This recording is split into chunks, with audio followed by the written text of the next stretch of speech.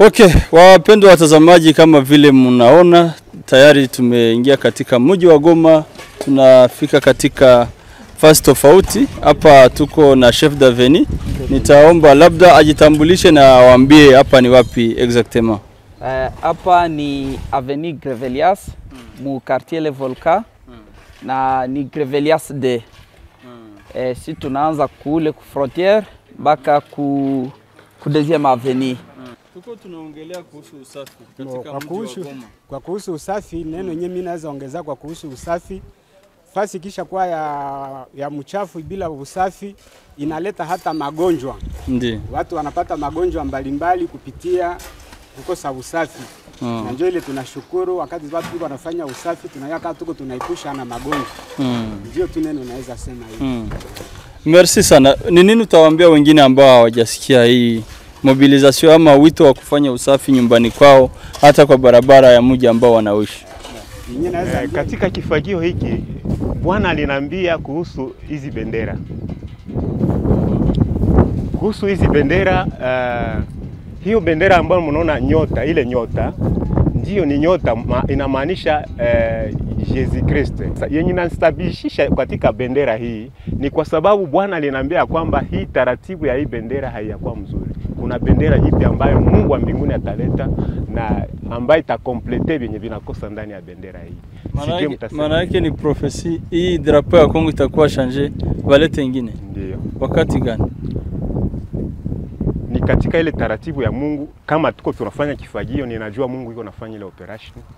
Lakini tuwe umoja kwa sababu 26 province kusikwe hawa ni wa Kinshasa, hawa ni wa este Basakarant, hapana. Hiyo ni mambo mabaya kwa sababu mkongomani ni mtu huyu mmoja. Tuna makabila zaidi ya 415, inalomba tuseme lugha ya kiroho, lugha ya Mungu. Hapana lugha ya kuleta mawazo ya uwaji, mawazo mabaya mabaya. Alafu na kwa ajili ya hiyo ninaamini kuna bendera itatoka juu mbinguni, itashuka na tutabadilisha bendera hii. Asante sana. Ndiyo. Upande sana sana wa security ama usalama ikoaje hapa jijini Goma? Ndiyo, ninashukuru sana kwa ajili ya uongozi hii ambayo iko kwa sababu katika operation ya nani ya kifagio kwa sababu wa serikali ni fimbo ya Mungu. Nimeshukuru kwa sababu wamekimbilia wezi walikuwa wakifunguliwa zarani na ilikuwa madhara, wengi walikuwa na masilaha, lakini Mungu amewapatia hekima na wameingia katika operation ya kufanya mkaguo na kusaka wale wabandia na wale ambao wakingana resistance. Vraiment Mungu mwenyewe iko na anawatoa kama vile alisema kila tawi lisizo matunda litatupwa na kutupwa ndani ya moto. Wataenda mu operation kifagio. Operation kifagio hii nilisema ni symbol, lakini mfalme message ya Mungu katika uongozi wa Mungu, donc Dieu des armées ndio mwiko anafanya jambo hili. Mimi kama vile nabii ninatimiza tu kama mfano, lakini Mungu iko anafanya maajabu. Kama hii msako AFC inafanya ni moja kati ya kufagia hiyo mabaya yote jijini Goma. Ndiyo. Tumeweza kuongea, watu wameelewa operation kifagio na wajitayarishe mabadiliko na wasikie sauti ya Mungu. Labda wapendwa watazamaji, ni washukuru na tumalizie hapa salongo yetu ya leo le 17 Mai 2025. Tumetembea, prochainement tutaenda fasi nyingine tukiwa na viongozi, muone vile pia wanashirikia pamoja na raia kwa kuleta mabadiliko kwa kila hali yoyote. Na kuomba kubonyeza kwenye subscribe ikiwa ni mara yako ya kwanza kufuata video hii, ili uendelee kutuona na kuona yale ambayo tunawaandalia.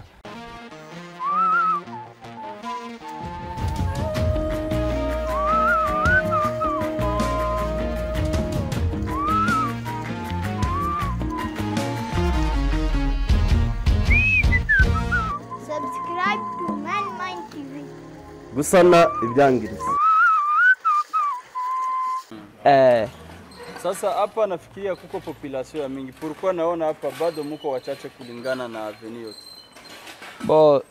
Hawa ndio vijana wanaojitolea zaidi, paske wengine ni watu wenye wanafanya service sawa vile walimu wengi wako deja kwa shule wanafundisha watoto, na hawa ndio wenye walionekana kwa kufanya kazi, lakini mara mingi tunatumikaka sisi wote. Naona hapa mumeenda mkifunika mashimo, mumechoma mavitu. Kama hizi zilikuwa wapi? Ama kabla mfanye hivi, hii barabara ilikuwa inakaje? Okay, tulikutana barabara yetu iko na mashimo kila mara, ilikuwa na programu ya kupata pave ku gouvernement ya FRDC yenye ilikuwa mbele. Deja tumekubaliwa kama pave zitapita.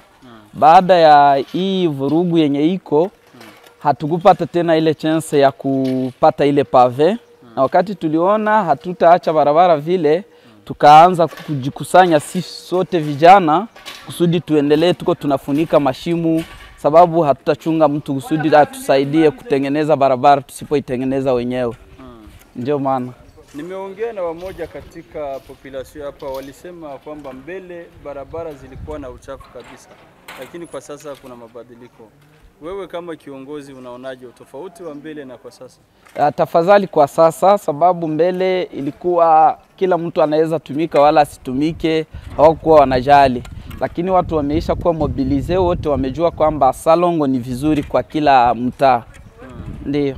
Naona uko na kitabu na uko na majeto. Hizi ni za kufanya nini? Hizi ni jeto za wakaaji wote ambao wametumika, kila wenye wanatumika wanapewa jeto kila kufika saa 4. Sasa mko na control ya kuangalia wenyewe wako na majeto na wenyewe hawayapati wa majeto? Control yenyewe tunaifanya sababu tuko na liste ya vijana, kila wenye wanafanya salon wanakuwa na liste yao de presence, na ile natusaidia kila mara kujua hawa wanafikaka na hao hawafike kusalon. Wale ambao hawafike muna waadhibu ama kuna sheria ambayo inachukuliwa kwa ajili yao? Bado hatuanza adhibu, lakini tunaendelea kwa makini kwa reproche wazogelee kazi na wafanye kazi. Ndio. Labda ningekuomba tukimaliza utoe ujumbe kwa population yote ya Goma na Kongo mali tofauti, kwa sababu usafi ni kitu ya maana. Ukienda hata Kinshasa kwenyewe unapata kuna mahali kuna uchafu na ni mji mkubwa wa nchi. Labda ujumbe wako kama wewe ambao umesimama na wakaja ambao unawaongoza kwa kutengeneza barabara na kwa kurejesha usafi, ni nini utaweza kuambia wakongomani wengine? Wakongomani wote naweza waambia wenye wako mbali na karibu kwamba usafi ni muhimu sana, sababu inaacha mwingine ipendeze, na wakati wanafanya usafi kwa sehemu zao, kwa fasi zao, mwingine yote naendelea kuwa sawa, na wakati mwingine inaangara, inasaidia kila mmoja kuipenda na kuiona kama ina thamani. Ndio maana tunasema wakati wowote tunaweza kuwa tuko tunaamuka kila siku ya salon, ninaweza kuita kila mmoja na population wa mbali na karibu kuamuka na kukuwa na bidii ya kufanya kazi, sababu kazi inatengeneza mwingine ile salon yenye tunaita. Hiyo ndo ninaweza omba kwa kila Mkongomani. Normalement kuna watu wenye hawajui salongo inaanza saa ngapi hadi saa ngapi na inafanyika namna gani? Unaweza kuwaambiaje wao? Normalement sawa vile wakaaji wetu wote wanajua huku kama salongo inaanza 6h tunamaliza 10h. Donc tunaanza na saa 6 za asubuhi tunamaliza saa 4 mchana. Ndio. Sijui kama kuko mwenye anaweza ongea kwa population. Hapana chef. Unajua wakubwa wanaongea labda wanaficha population. Kama kuko mmoja ambaye anaweza kuja kuongea hapa, anaweza kuja. Yeyote mwanajisikia kuongea. Mwenye anataka kuongea tu, kuhimiza watu wengine kufanya salongo. Mzee kuja tu ongee jambo moja. Yaani mpatie microphone. Chukua tu microphone. Wewe unaitwa nani mzee? Mimi naitwa, angalia tu pale kwa kamera. Mimi naitwa Bwira Mingere Jean Marie. Uko mkaaji wa hii avenue? Moyo. Yawezekana napasha kwa vile mkaaji, lakini niko mtu wa kazi huko. Nimeshafaa huko miaka mingi a partir ya 2009 mpaka leo niko mu quartier. Tuko tunaongelea kuhusu usafi katika mji wa Goma. Kwa kuhusu usafi, neno yenyewe mimi naweza ongeza kwa kuhusu usafi. fasi kisha kuwa ya mchafu bila usafi inaleta hata magonjwa. Ndiyo. Watu wanapata magonjwa mbalimbali kupitia kukosa usafi. Na ndio ile tunashukuru wakati watu wanafanya usafi tunayaka tuko tunaipusha na magonjwa. Ndio tu neno naweza sema hivi. Merci sana. Ni nini utawaambia wengine ambao hawajasikia hii mobilization ama wito wa kufanya usafi nyumbani kwao hata kwa barabara ya mji ambao wanaishi? Nyingine naweza ambia wengine wakaaji wa Kongomani wote wajue kama usafi ni kitu ya maana sana, inasaidia kwa magumu mengi, magonjwa, na kila mtu kwenye iko ajue akafanya usafi. Na mgeni mwata fika katika mgini ataona nasema no, hii mgini inaonekana kuwa mzuri, iko na watu beba anafanya maendeleo, ile njoo watu wanapashwa kufaa batie kumafikiri ya mzuri.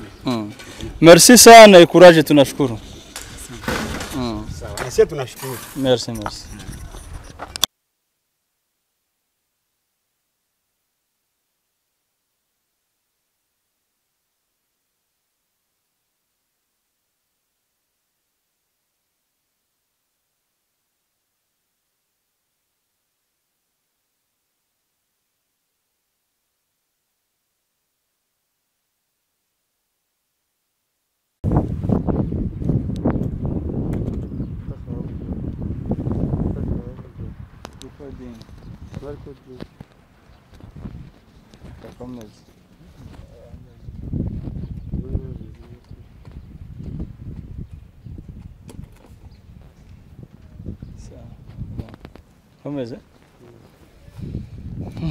Wapendwa watazamaji, tumeendelea kutembea hapa na pale katika mji wa Goma kabisa. Kama mnavyoona usafi ni sambamba, na hapa kuna mzee ambaye tunampata hapa kwa hii rompwe ambayo inajulikana kabisa ya PDG katika mji wa Goma. Mzee huyu pia tutamkaribia, lakini tumeona anafanya salongo na kando kuna vitabu. Sijui ni vitabu gani, tutamuongelesha tujue yeye ni nani na mbona anafanya salongo akiwa na vitabu. Samahani kwanza mzee. Bonjour. Unaweza karibia kidogo tuongee na wewe? Ndio, hakuna shida.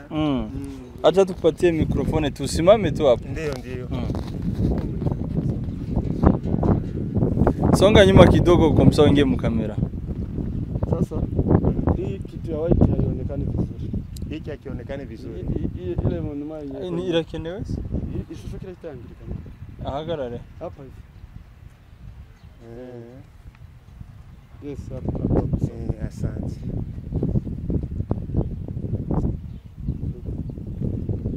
Bien.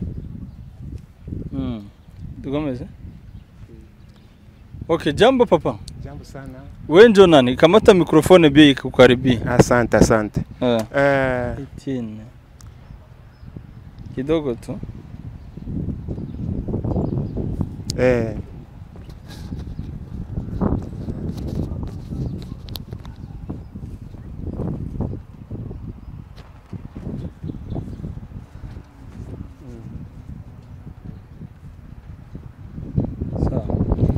Naomba labda ujitambulishe kwa watazamaji ambao wanakufuata saa hii. Asante. Mimi ni ndugu yako. Naitika kwa jina la Kefa Hekima Theocrate. Kefa Hekima Theocrate. Kefa Hekima Theocrate ni mtu gani kwa wale ambao hawamjui? Ndio, Kefa Hekima Theocrate ni pasteur et journaliste aux réseaux sociaux. Yule ambaye aliongea na President Nkurunziza wakati wa 2021 na alikuwa akihubiri kwenye internet katika hatua ya ndoa ya Kikristo, nguvu la agano na kunyakuliwa kwa kanisa.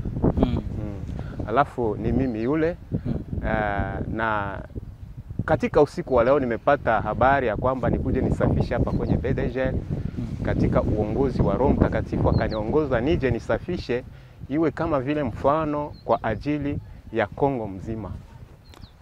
Labda turudi nyuma. Tumekuja na ndio sababu tumeukaribia. Una vitabu, una bag la vitabu, unafanya usafi, una kifagio. Yaani wewe si mtu ambaye amekuja kwa salon kama wengine, ila ni ujumbe ama ni ishara ya Mungu ambao unafanya. Ndio. Hii ni ujumbe. na ujumbe wenyewe unaonekana katika nimetimiza. Bwana aliniambia nitimize habari za kitabu cha Ufunuo 22 mstari wa 16 hadi 17 ambaye nasema mwenye kuwa na njaa, mwenye kuwa na kiu aje anywe maji bure, kwa sababu watu wamechafuka. Na ndio maana nilikuja hapa na vitabu na vitu vyote kwa sababu ya kutimiza habari ya kupasha Injili. Unafagia nini sasa? Unakifagio na unafagia na unasema ni Roho Mtakatifu amekutuma. Ndiyo, asante. Unajua hata tangu zamani Yesu alikuwa akihubiri kwa mifano. Na mimi ni mfano ambao ninautumikisha katika habari ya Operation Kifagio. Operation Kifagio ni nini? Operation Kifagio yaonekana ya kuwa katika nchi yetu hii Kongo mlikuwa uchafu nyingi sana. Kama gani? Kwa uchafu ambao kwanza ilikuwa wizi, corruption, na kuabudu mizimu, na watu washerati wa kupindukia. Alafu ile yote Bwana anapenda tusafishe kabisa, mimi kama vile mtumishi wake. Unamaanisha kwamba hapo umefagia hiyo mambo imetoka katika nchi ya Kongo? Kwa imani nimejua Bwana amekwisha kutakasa.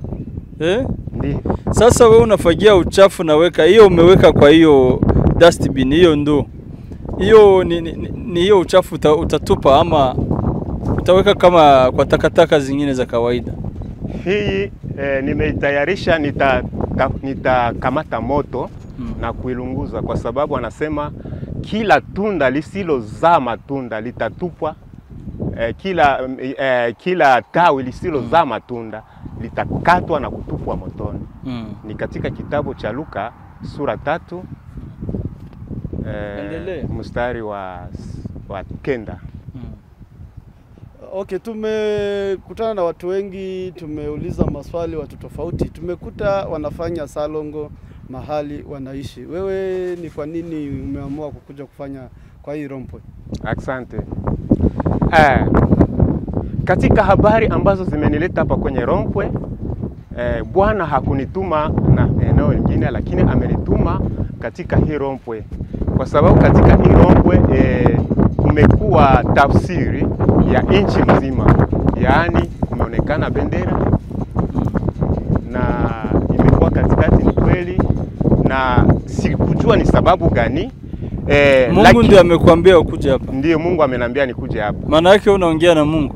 Ndiyo. Kwa njia gani? Kupitia unabii, kupitia ufunuo, kupitia zamiri safi. Kuna jambo lolote ambalo umelitabiri na likaweza kuwa ukweli? Ndiyo. Kama gani?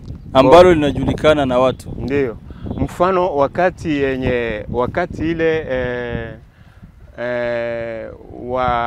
wazalendo walisimamisha mwandamo ya kutembea na vitu vya kiasili ya madao. Wakati ule tena Bwana alinituma kule huko ku pancarte amour. Na Bwana kanifunulia ya kwamba hii pancarte amour imewekwa pale ni katika unabii na ndio uongozi wa Kongo. Kwa sababu wakati nilifika kwenye Amuru niliona wanachapa njiwa inayomaanisha Roho Mtakatifu. Hapo chini wakachapa moyo wa mtu, na baada wakatia mkono ya mtu wa rangi nyeusi na mtu wa rangi nyekundu. Na akanitafsiria akasema Kongo iko pays pacificateur du monde, haina ubaguzi. Na kwa ajili ya hiyo wako wanatia ubaguzi wa rangi, wa makabila au wazalendo ama wa population en general. Ni msingi ya wazalendo ambao walikuwa wanasema wanatumika na miungu ya mababu. Ile ni katika ushirikina, sio mapenzi ya Mungu. Lakini sisi sote tumekuwa mtu mmoja katika Kristo, kwa sababu wakati tumezaliwa na Mungu tumekuwa kabila moja. Lakini kama mtumishi wa Mungu, naona mambo ambayo yanapitikana katika nchi ya Kongo ya ubaguzi, ya uwaji, ni mambo ambayo sijui kama kuna viumbe vingine vinafanya duniani, kwa sababu wanaweza wakachoma mtu kwa sababu ya sura yake, ya lugha yake, wanamkula. Hayo ni maneno. Wengine wanakatwa mpanga, wazazi, wa mama, watoto. Nyinyi kama watumishi wa Mungu, ni ujumbe gani unaweza kuwapa ndugu zetu wa Kongomani ambao wanafikira kama hizo za ubaguzi? Ndio maana Mungu amenituma hapa nifanye simbole ya katika kufagia. Umewafagia hao tayari? Tayari kila mti usiozaa matunda utakatwa na kutupwa ndani ya moto. Wewe kama nabii, kwa sasa kuna utofauti ambao unaonekana kuhusu usafi. Leo ni siku ya Salongo na usalama katika mji huu na Kongo ya Mashariki. Kabla ya uongozi wa AFC M23 kukuja hapa, Mungu alikuwa amesema jambo lolote kuhusu haya mabadiliko ambayo tunayaona kwa sasa? Habari yenye iko mimi kama vile mjumbe nina ujumbe mkubwa kwa ajili ya Kongo nzima, 26 province. Na ujumbe ni kusema ya kwamba tutoke katika uongozi wa demokrasia, na amenipatia jukumu ya kutia katika uongozi wa teokrasia. Lafu hii teokrasia, ningeomba hayo maneno ya tafsiri kwa Kiswahili ili kila mtu yote aelewe. Demokrasia, nitaleta tafsiri ya demokrasia. La voix du peuple, c'est la voix de Dieu. Quel peuple alors? Le peuple associé par des démons. Hawa watu wanakusanya na kusema wanatafuta majorite, lakini majorite yenyewe Mungu haiko ndani ya wale watu. Kwa sababu kati yao mna mchanganyiko. Kuna wale wanaoabudu miungu na kuna wale ambao ni watoto wa Mungu wanaoongozwa na Roho Mtakatifu. Yaani katika kitabu cha Warumi 8:14 ambaye nasema bali wote wanaoongozwa na Roho wa Mungu ndio wana wa Mungu. Amen. Alafu hawa ambao wanaenda kamata wanatambikia wababu manani ni washirikina. Na kuna wengine kumekuwa shida mbili. Kumekuwa shida ya majinwa na shida ya magie blanche. Kumekuwa shida ya masirene de montagne na sirene des eaux. Alafu hao wamechanganyika na wameenda fanya agano na shetani. Na wakati wamefanya agano na shetani, shetani anawadai halombe chochote, analomba damu za watu. Alafu nao wanarudia kwa sababu wamekubali ya kwamba watapatia shetani makafara damu za watu. Alafu wanafika kuzimu wanawapatia viumbe vya kimashirikina za kimashetani, wale wa malaika waasi waliotoka mbinguni wakafika wakazini na wana wa watu, na baada Mungu akawatupa chini ya vilindi vya bahari mpaka siku ya hukumu. Alafu wanadamu wametoka wanaenda fanya agano na kuzimu na kuelezea na kutaka wasaidiwe wale viumbe ambao wamefungwa, wafunguliwe wakuje kwenda kufanya vote. Na ndio maana unaona magishe za wale wa Democrats, kwa sababu wametafuta vingine viumbe vya kawaida, na utaona katika gishe unawaza député peuple congolais jiko na vote, kumbe kuna wengine rakontra kutoka kuzimu ambayo wanaingia ndani na voix zake zinakuwa nyingi. Shida ambayo inakuwa katika demokrasia baada ya utawala, kwa sababu shetani huyu anawaambia wakati mnapotawala munilipe. Na ndio maana unaona uwaji nakuwa mambo mingi kwa sababu walipe deni waliokula. Alafu mimi wakati nilitumwa kwa ile jambo nikesema kumbe demokrasia haiko mzuri, kwa sababu sisi ambao tunachagua hawa na baada ndio wanaenda tupana makafara na kwa kulipa deni, si vizuri. Labda tuende kwa reality ambayo ipo kwa sasa. Kila Mkongomani anajua kwamba kuna chama ambacho kimesimama kufanya revolution kwa ajili ya kuleta mabadiliko, ya kubadilisha uongozi mbaya ambayo ina mambo hayo ambayo umetoka kuyataja.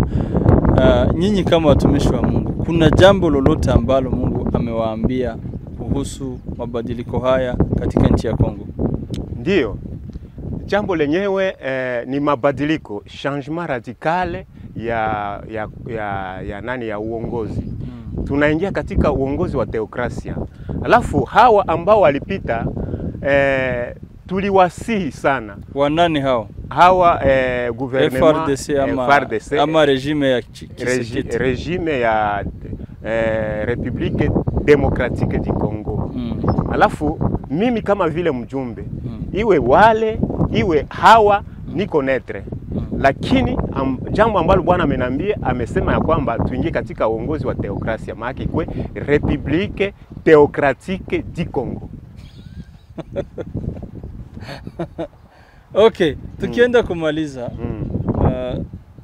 labda umesema umefanya operation Kifagio. Tujitayarishe nini baada ya hiyo operation? Baada ya hiyo operation, puisque teokrasia ni jambo la Mungu peke yake, mwenye kufanya mabaya asifanye mabaya tena, asijichafue tena, kwa sababu hapa ninaamini Bwana amekwisha kusafisha kabisa, na yule ambaye atashindikana Bwana atajokipe na yeye. Lakini baada ya hapa tuanze ogopa Mungu, tusirudilie yale mabaya tena. Ndio hiyo. Tukimalizia, nimeona uko na vitabu mingi, hata na hii nguo ya mweupe umeweka hapa, sijui inamaanisha nini? Hata hizo vitabu ni vitabu gani uko nazo? Asante. Hii nguo ni kama vile symbol, ni nyeupe, haina tasha yoyote. Inabidi sisi Wakongomani tuwe weupe kama hii kitambaa. Tuwe mabikira. Katika kitabu cha Ufunuo 14 mstari wa 4 hadi 7 inasema juu ya waliotakaswa kwa damu ya mwana kondoo wamekuwa mabikira. Inalomba tunakuwa mabikira, tusijichafue tena na miungu na mizimu na vitu kama. Kuhusu vitabu, kwa sababu neno la Mungu ni taa. Nilikuja kwa kuelewesha watu ya kwamba ni neno la Mungu linafungua, ni neno la Mungu linaleta amani. Na ndio maana nileta vitabu vile. Na kwa sababu gani nimetia pale, kama unaona wanasema kwa habari ya kujenga hii BDGL, kuna ushirika wa notable, na mimi ni Bwana kanambia kwamba nimekuwa chef de staff ya ba notable. Na ndio maana niliterekeza vitabu hapo, na kwa ajili ya hiyo iko kama vile subasma ambayo niko nayo, na inasindikizwa na vitabu, kwa sababu sie tunaamini neno la Mungu tangu mwanzo hadi Ufunuo. So tukimalizia, upande sana wa security ama usalama, iko aje hapa jijini Goma? Ndio, ninashukuru sana kwa ajili ya uongozi hii ambayo iko, kwa sababu katika operation ya Kifagio, kwa sababu wa serikali ni fimbo ya Mungu. Nimeshukuru kwa sababu wamekimbilia wezi walikuwa wakifunguliwa zarani na ilikuwa madhara, wengi walikuwa na masilaha, lakini Mungu amewapatia hekima na wameingia katika operation ya kufanya mkaguo na kusaka wale wabandia na wale ambao wakingana na resistance. Vraiment Mungu mwenyewe iko na anawatoa, kama vile alisema kila tawi lisizo za matunda litatupwa na kutupwa ndani ya moto. Wataenda mu operation Kifagio. Operation Kifagio hii nilisema ni symbol, lakini mfalme message ya Mungu katika uongozi wa Mungu, donc Dieu des armées ndio mwiko nafanya jambo hili. Mimi kama vile nabii ninatimiza tu kama mfano, lakini Mungu iko nafanya maajabu. Kama hii msako AFC inafanya ni moja kati ya kufagia hiyo mabaya yote jijini Goma. Ndiyo. Ndiyo. Asante sana. Acha tukushukuru kwa kazi ambayo umefanya na kwa kutupa nafasi tumeweza kuongea, watu wameelewa operation Kifagio na wajitayarishe mabadiliko na wasikie sauti ya Mungu. Labda wapendwa watazamaji, ni washukuru na tumalizie hapa salongo yetu ya leo le 17 Mai 2025. Tumetembea, prochainement tutaenda fasi nyingine tukiwa na viongozi, muone vile pia wanashirikia pamoja na raia kwa kuleta mabadiliko kwa kila hali yoyote. Na kuomba kubonyeza kwenye subscribe ikiwa ni mara yako ya kwanza kufuata video hii, ili uendelee kutuona na kuona yale ambayo tunawaandalia. Tupatane majaliwa. Kulikuwa ulizo moja. Kama unaweza itia mbele sijue. Katika kifagio hiki Bwana aliniambia kuhusu hizi bendera. Kuhusu hizi bendera, hiyo bendera ambayo mnaona nyota, ile nyota ndio ni nyota, inamaanisha Yesu Kristo wakati alitoka kwenye msalaba. Na katika zile hatua kila kwe ina tafsiri yake.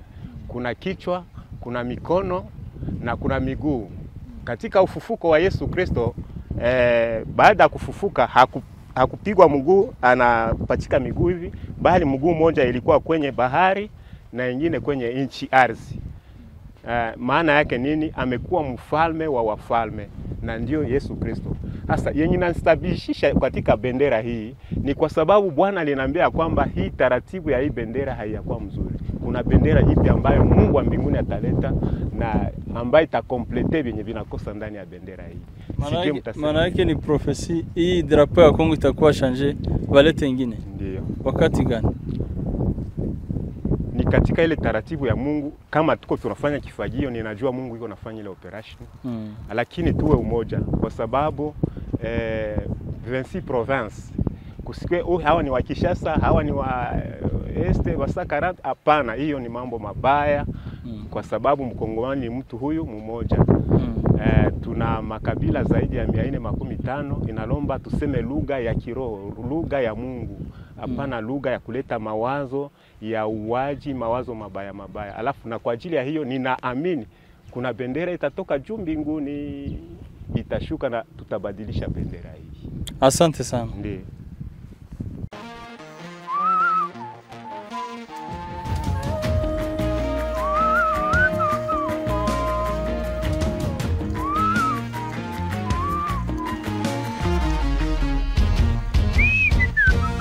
Subscribe to Man Mind TV.